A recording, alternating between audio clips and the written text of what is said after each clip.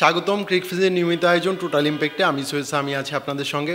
আমরা জানি যে আজকে বাংলাদেশ ক্রিকেট বোর্ডের সভাপতি হিসেবে দায়িত্ব নিয়েছেন ফারুক আহমেদ। এর মধ্যে দিয়ে নাজমুল হাসান পাপনের এক যুগের সভাপতির দায়িত্ব পালন করার সময়টা শেষ হয়েছে। এই নিয়ে আজকে আলোচনা করতে আমি হাজির হয়েছি। আমার সঙ্গে আছেন সাদমানুল্লাহ। স্বাগতম। আমরা জানি যে নাজমুল হাসান পাপন বেশ কিছু জায়গায় ব্যর্থ হয়েছিলেন, অনেক জায়গায় সফল হয়েছেন। তার সময় বাংলাদেশের অনেক সাফল্য এসেছে। তাছাড়া ফারুক আহমেদ দায়িত্ব নিয়েছেন, তারও অনেক চ্যালেঞ্জ আছে সামনে। এগুলো নিয়ে আসলে আজকে আমরা কথা বলবো। তিনি যে আজকে একটা প্রেস কনফারেন্স করেছেন, তিনি যেভাবে কথা বলেছেন, যেভাবে আশার বাণী শুনিয়েছেন, এগুলো নিয়ে যদি একটু বল। আজকে আসলে প্রেস কনফারেন্সটা আমার সবচেয়ে ভালো লেগেছে যেটা, যে সাংবাদিক জার্নালিস্ট যারাই ছিলেন সবাই ফ্রিলি কোশ্চেন করতে পেরেছেন। মানে এতদিনের যত মানে একটা গণ্ডির মধ্যে ছিলেন তারা, যে মানে সবাই জানতেন যে সংকট ছিল যে কোশ্চেন করা, এটা নিয়ে করা যাবে না, কিন্তু আজকে দেখা গিয়েছে অনেক বোল্ড কোশ্চেন করেছেন।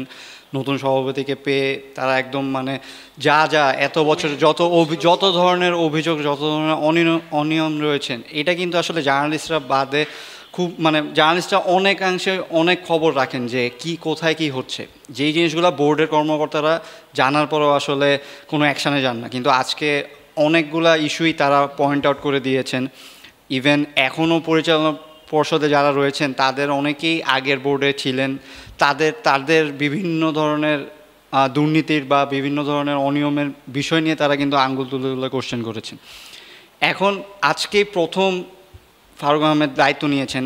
এখন প্রথম দিনই আসলে উনি এইগুলার সম্মুখীন হবেন, ঠিক আছে, কিন্তু ওই যে এখন ডক্টর মোহাম্মদ ইউনূসকে যেরকম পুরা দেশটাকে গড়ার জন্য সময় দিতে হবে, বিসিবিকে পুরো রিফর্ম করার জন্য ওনার ফারুক আহমেদকে সময় দিতে হবে না। তবে তাদের সময়টা আসলে খুব বেশি একটা নেই, যেহেতু আগামী বছর অক্টোবরে বাংলাদেশ ক্রিকেট বোর্ডের নির্বাচন হওয়ার কথা রয়েছে। সেই পর্যন্ত হয়তো বা ফারুক আহমেদ দায়িত্ব থাকবেন। যদি এরপরে যদি এক্সটেন্ড করতে হয়, তাহলে নির্বাচনে তাকে দাঁড়াতে হবে, নির্বাচনে প্রতিদ্বন্দ্বিতা করে তারপরে তাকে আবার বোর্ডে আসতে হবে। সেই পথটা খোলাই রয়েছে ফারুক আহমেদের জন্য। আমরা প্রেস কনফারেন্সে দেখছিলাম যে বাংলাদেশ ক্রিকেট বোর্ডের বেশ কয়েকজন কর্মকর্তার বিরুদ্ধে দুর্নীতির অভিযোগ, যে সাংবাদিকরা ফারুক আহমেদের পাশেই অনেকে বসা ছিলেন, তাদেরকে প্রশ্ন করা হয়েছে, আপনার আশেপাশেই বসে আছেন সেই দুর্নীতিবাজরা, তাদের নিয়ে কথা বলেছে সাংবাদিকরা। যেই স্বাধীনতাটা পেয়েছেন, এইটা যদি চালু রাখতে পারেন তাহলে বাংলাদেশের ক্রিকেটে অবশ্যই ভালো কিছু আসবে। এখন এই যে আমি তো বললাম যে আসলে এসেই আসলে সবাইকে সরিয়ে দেওয়া বা এসেই আসলে ইয়ে করা, গভর্নমেন্টও আপনি এখানে ইনভলভ করতে পারবেন না। যতটুকু হয়েছে এতদিন বোর্ড প্রেসিডেন্ট নাজমুল হাসান পাপনও কিন্তু রিজাইন দেননি। অফিসিয়ালি যে একটা কার্যক্রম শুরু হবে, সেই প্রসেসটাই শুরু হতে পারছিল না। আর সেটা আজকে থেকে শুরু হয়ে গেল, থেকে শুরু হলো। সো অবশ্যই আমার বিশ্বাস যে ফারুক আহমেদ একজন অনেস্ট মানুষ, একজন মানে স্পষ্টভাষী মানুষ। উনি অনিয়ম দেখলে, উনি যদি মানে জানেন যে ভিতরে কি চলছে না চলছে, হয়তো উনি অবশ্যই অ্যাকশান নেবেন। কিন্তু সেইটার জন্য আমার ফার্স্ট অফ অল তাকে একটু সময় দিতে হবে, তাকে সবগুলো বিষয়ে একটু গুছাতে হবে। তিনি বলছেন তিনি সব ব্যাপারে যে না মানে কাজ করবেন বা নাক গলাবেন এরকম না, কারণ এত বড় বোর্ডে রয়েছেনই মানুষ। তবে তিনি বলেছেন সব জায়গায় হয়তোবা তিনি হস্তক্ষেপ করবেন না, তবে যেই সব জায়গায় প্রয়োজন সেই সব জায়গায় করবেন। এখন এই যে মেজর ইস্যুগুলো, যেগুলো আসলে এই যে বিভিন্ন পরিচালক বা জার্নালিস্টরা এরকম বলছেন যে সব জায়গায় কর্মকর্তারা, অ্যাকাউন্টস ডিপার্টমেন্টের কর্মকর্তারাও রয়েছেন যারা মানে যাদের দ্বারা অনেক দুর্নীতি সংগঠিত হয়েছে এখন পর্যন্ত, ফিউচারে হতে পারে, সেগুলো আসলে খুঁটিয়ে দেখাটা আসলে দরকার। এখন সেইটার জন্য আসলে সময় লাগবে। নতুন একজন পরিচালক এসেছেন, নাজমুল আবেদিন ফাহিম স্যার। উনি আসলে কোন সেক্টরটায় তাকে দিবেন, তিনি আসলে তাকে কীভাবে হেল্প করবেন, বাকিরা যারা রয়েছেন তারা কিভাবে হেল্প করবেন। আসলে ফারুক আহমেদ একা পসিবল না, যারা রয়েছে তাদের নিয়ে কাজ করতে হবে, বা নতুন কাউকে এনেও যে তিনি রাষ্ট্রিক চেঞ্জ করতে পারবেন এমন কোনো মানে সম্ভাবনা এখনই নেই। কিন্তু আমার বিশ্বাস যে উনি সময় নিয়ে কাজগুলো গুছাবেন। তবে একটা জিনিস ফারুক আহমেদের জন্য সবচেয়ে বড় চ্যালেঞ্জ হলো বাংলাদেশ ক্রিকেট বোর্ডের পরিচালনা পর্ষদে যে 26-27 জনের যে একটা কমিটি ছিল, সেই কমিটির 16-17 জনের মতো নেই। তারা আজকে বোর্ড সভা ছিল, সেখানে উপস্থিত ছিলেন ফারুক আহমেদ এবং নাজমুল আবেদিন ফাহিম সহ 9 জন। সেই 9 জনকে আসলে বাকি যারা বিদেশে আত্মগোপনে আছেন বিদেশে আছেন নাকি আমরা জানি না এখন, অনেক কোথায় আত্মগোপনে আছেন। ধারণা করা হচ্ছে যে তাদের অনেকেই বিদেশে আছেন, আত্মগোপনে আছেন। তারা কি বিসিবির এই দায়িত্বগুলো কি পুনরায় দায়িত্ব নেবেন কিনা এগুলো নিয়ে একটা ধোঁয়াশা রয়েছে।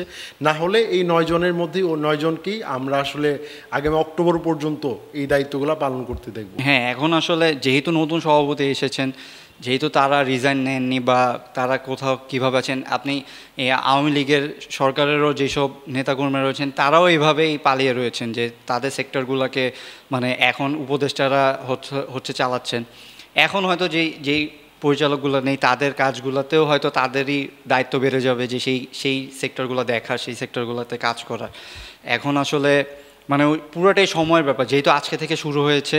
আমার মনে হয় যে আস্তে আস্তে মেজর, উনি ফারুক আহমেদ কিন্তু বলেছেন যে আমরা দেখব যে মেজর কি প্রবলেম কোন জায়গাগুলো রয়েছে, ক্রিকেটটাকে সচল রাখতে যেই জায়গাগুলোকে হস্তক্ষেপ করা লাগবে সেই জায়গাগুলোতেই হস্তক্ষেপ করতে হবে। কারণ আপনার সামনে অনেকগুলো কিন্তু সিরিজ রয়েছে বাংলাদেশের, সেই জিনিসগুলো মাথায় রাখতে হবে যে সেই সিরিজগুলো প্লেয়ারদের, ক্রিকেটটাই তো আসলে মেইন, খেলাটা যদি চালু থাকে তাহলে অন্যান্য জিনিসগুলো আসলে পিছনে ঠিক হয়ে যাবে। কিন্তু অন্যান্য জিনিসগুলো এতদিনের 12 বছরের যেই একটা, সেটা আসলে 1 বছরের মধ্যে এতটা পরিবর্তন করা অল্প সময় আসলে কঠিন, খুবই কঠিন। সো চেষ্টা করতে হবে সবাইকে সহযোগিতা করতে হবে, জার্নালিস্টদের সহযোগিতা করতে হবে যে যাতে তারা জানেন সেই জায়গাগুলো পয়েন্ট আউট করে দেওয়া। তাহলে আসলে মনে হয় যে এই বোর্ডটার কাজ করতে সুবিধা হবে আরও।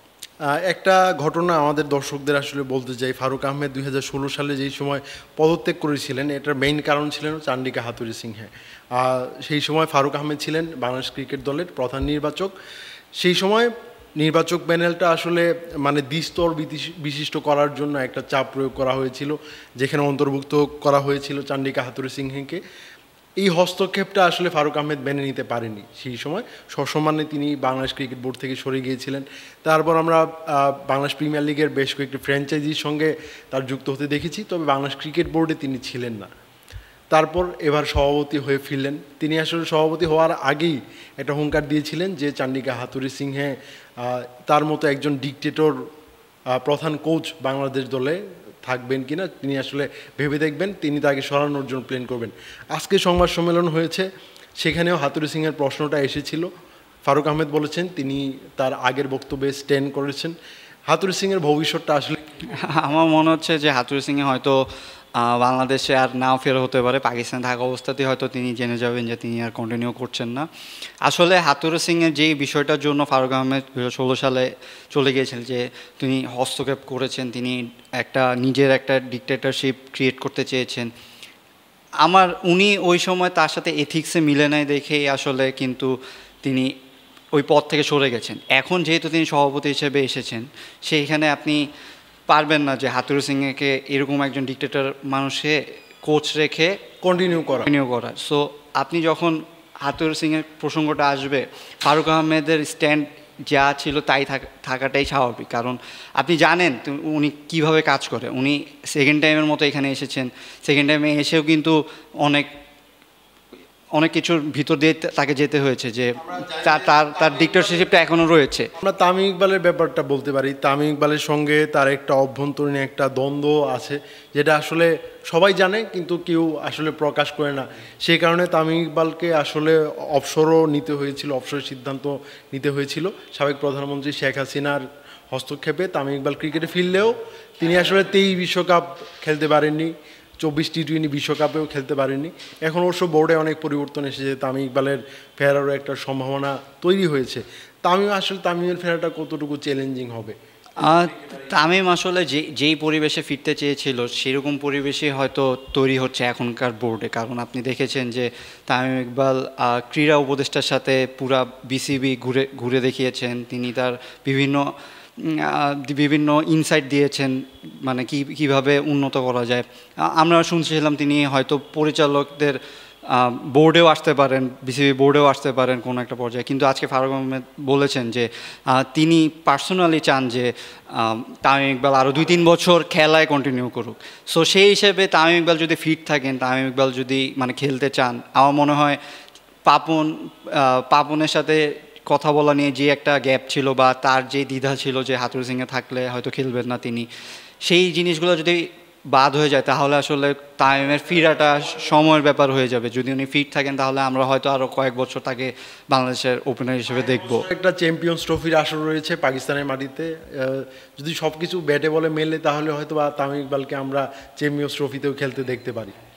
আরেকটা ব্যাপার, আজকে ফারুক আহমেদ সংবাদ সম্মেলনে বলছিলেন যে একজন সাংবাদিকের প্রশ্নের প্রতি উত্তরই তিনি বলছিলেন যে ক্রিকেটাররা সিরিজ চলার সময় বিভিন্ন সময় ব্রেকে চলে যান, বিভিন্ন সিরিজ চলাকালীনই ম্যাচের আগে দেখা যায় যে বিভিন্ন শোরুম উদ্বোধন করতে চলে গেছেন। স্পেশালি সাকিব আল হাসানের ক্ষেত্রে এই জিনিসগুলো খুবই বেশি হয়।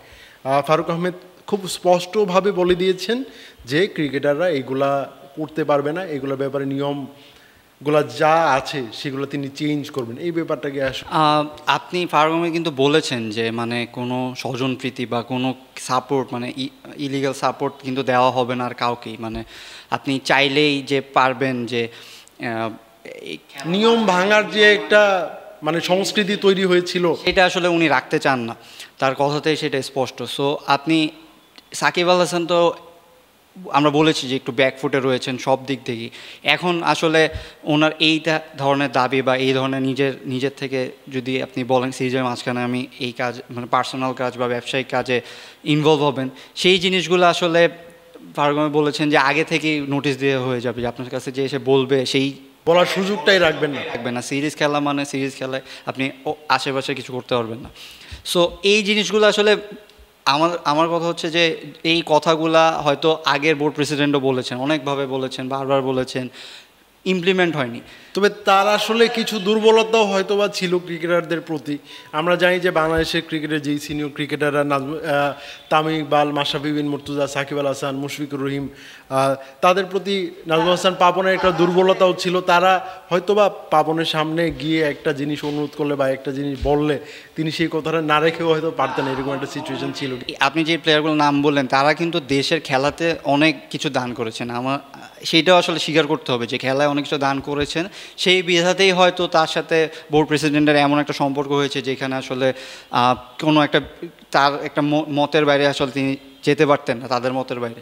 সো সেই হিসেবে আসলে আপনার প্রত্যেকটা প্লেয়ারকে আপনি কোনো দিন চাবেন আপনার বেস্ট প্লেয়ারকে হারাতে কোনোভাবে। এখন আপনার বেস্ট প্লেয়ারেরও সেইটা দায়িত্ব থাকবে যে আমি শুধু বাংলাদেশের খেলাটাকেই আসলে সার্ভ করব।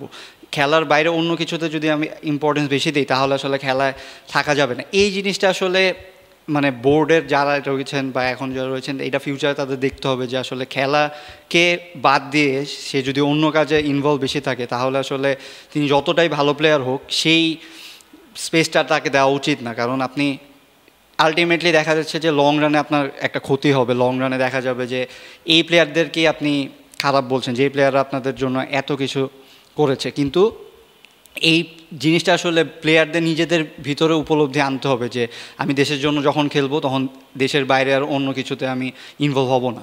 সো বোর্ড যদি স্ট্রং থাকে, বোর্ড যদি একটা নীতিমালা দিয়ে দেয়, গাইডলাইন নিতে, সেটা যেই প্লেয়ারই হোক সেই প্লেয়ারকে মানতে হবে, না মানলে অ্যাকশান নিতে হবে। এই অ্যাকশানের বাস্তবায়ন যদি না হয় তাহলে আসলে আপনি কথা যতই বলেন না কেন আগের মতোই রয়ে যাবে, আপনি পারবেন না যে প্লেয়ারগুলো কন্ট্রোল করতে।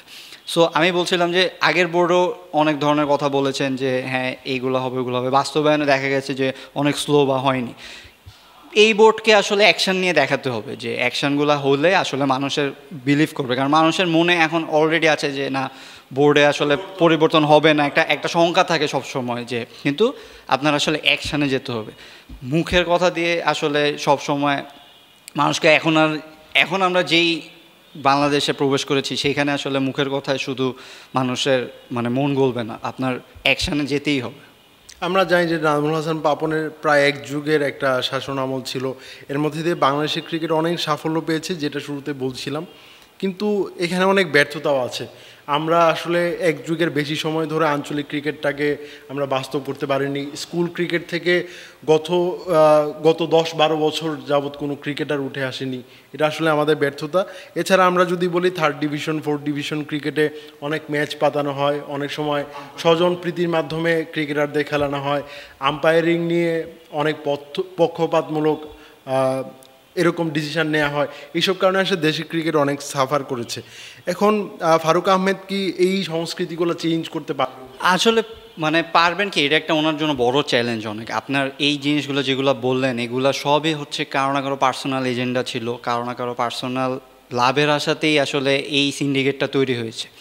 এখন আপনি একটা দেশের বোর্ড হয়ে, দেশের ক্রিকেটটাই হচ্ছে মেইন, আপনি সেই সেক্টরে কাজ না করে আপনি যদি পার্সোনাল, যেইটা আমরা আসলে পুরো দেশেই দেখে এসেছি যেভাবে আসলে নিজের পার্সোনাল গেইনের জন্য পুরো দেশকে ক্ষতিগ্রস্ত করা হয়েছে, এইভাবেই সেমভাবে বিসিবিকেও বাংলাদেশ ক্রিকেটকেও এভাবেই ক্ষতিগ্রস্ত করা হয়েছে। আসলে এই সিন্ডিকেটগুলো ভাঙতে হবে, এই সিন্ডিকেটগুলো না ভাঙলে আসলে আপনি কোনোভাবেই আগাতে পারবেন না। সেই জন্য আপনার এক্স্যাক্ট জায়গায় ভালো ভালো মানুষদের বসাতে হবে, যে মানুষগুলো আসলেই ক্রিকেটের জন্য কাজ করতে চায়। এখন আপনি একজন এই পুরো বোর্ডে মনে করেন যে 3-4 জন ভালোভাবে কাজ করতে চায়, কিন্তু অন্যদের চাপে আসলে আপনি 3-4 জন ভালো কাজ করতে গেলেও কিন্তু আপনি পারবেন না। ওই যতটুকু নিজের পক্ষ থেকে পারবেন ততটুকু করলে আসলে দেখা যাবে যে অতটুকু ইম্প্যাক্ট পড়ছে না। এখন আপনার আসলে ওই ঢালাওভাবে জিনিসটাকে চেঞ্জ করতে হবে, না হলে এই যে এখন বিভিন্ন পরিচালক রয়েছেন আগের বোর্ডে যাদের নিয়ে এত ধরনের দুর্নীতির অভিযোগ রয়েছে বা রয়েছে, তারা আসলে কিভাবে অ্যাকশনে যাবে, তাদের সাথে বোর্ড প্রেসিডেন্ট কিভাবে আসলে সমন্বয় করবেন। তবে তাদের স্ট্যান্ডটাও কতটুকু দুর্বল ছিল যে আজকে প্রেস কনফারেন্সে তাদের নাম ধরে বলা হয়েছিল তারা দুর্নীতির সঙ্গে যুক্ত, মানে এতটাই ওপেন সিক্রেট ছিল বিষয়টা। মাথা নিচু করে জিনিসগুলো শুনেছেন, এইগুলোর কিন্তু প্রতিবাদ করার মতো সাহস তাদের হয়নি। তারা যে অপরাধী এটা আসলে এটা থেকে অনেকাংশে আসলে এত বছর ধরে আপনি এই অপরাধগুলো করেছেন বা চোখের সামনে করেছেন, কিন্তু আপনার আসলে আপনি জানলেও আপনি কিছু বলতে পারছেন না। বলতে না পারলে আসলে তাদের আসলে যে ফিল্ডটা হবে যে আমার উপরে কেউ নেই, আমাকে বলা কেউ নেই। কিন্তু আজকে আপনি দেখছেন সালমান এফ রহমানের মতো মানুষের কী পরিণত হয়েছে। সেখানে আসলে সব সেক্টরে যারা এরভাবে লুটপাট করেছে বা এইভাবে দুর্নীতি করেছে তাদের দিকে আপনি আঙ্গুল তুললে তার আসলে কিছু বলার থাকে না। কিন্তু আপনার এখন যেহেতু মানে নতুন সরকার এসে বা নতুন বোর্ডের প্রেসিডেন্ট এসে, তাদেরই দায়িত্ব হবে এই জিনিসগুলোকে ভাঙা, এই দুর্নীতিগুলোকে সামনে নিয়ে আসা বা তাদের শাস্তির ব্যবস্থা করা, বা হচ্ছে যে এই সেক্টরে অন্য কাউকে বসালে যে ভালো হবে সেই জিনিসটা লুক আফটার করা।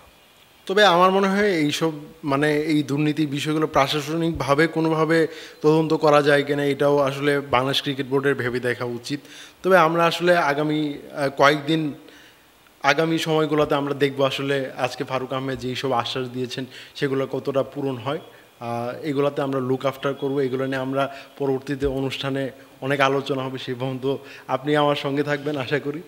দর্শক, আজকের মতো শেষ করছি টোটাল ইমপ্যাক্ট। আমরা আগামী কালকে বা এরপর দিন যে কোনো সময় অন্য কোনো টপিক নিয়ে আবারও আলোচনার জন্য হাজির হব। সেই পর্যন্ত আমাদের সঙ্গে থাকুন।